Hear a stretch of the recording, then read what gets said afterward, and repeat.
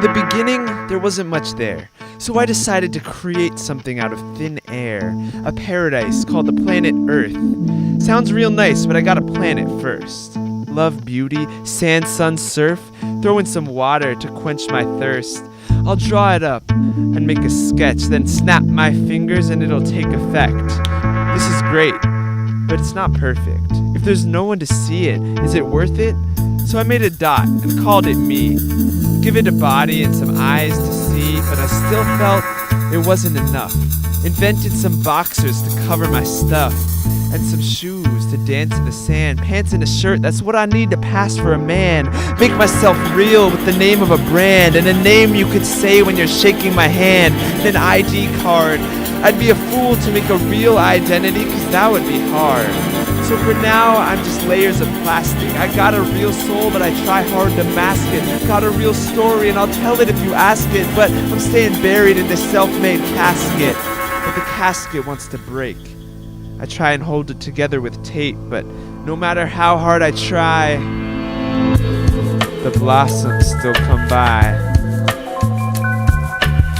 And they start to flap their wings and fly. Carry my identity away. Things that root me into a plastic culture. They carry away my shirt like plucking a piece of fruit. They start to pile up in droves until they take away my entire layer of clothes. And I float away. I start shedding like a dog. And I don't miss it. I feel light. I feel natural. Point in space that I call myself no longer feels the need to identify itself. And I become the void. And in the blackness, when it seems like it's all gone and nothing could possibly come up, the flowers start to bloom once again.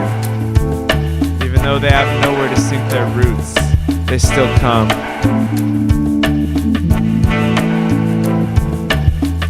And eventually they start to die, as everything does. But when they do, they leave holes in the blackness to make it that much easier for them to come back next spring.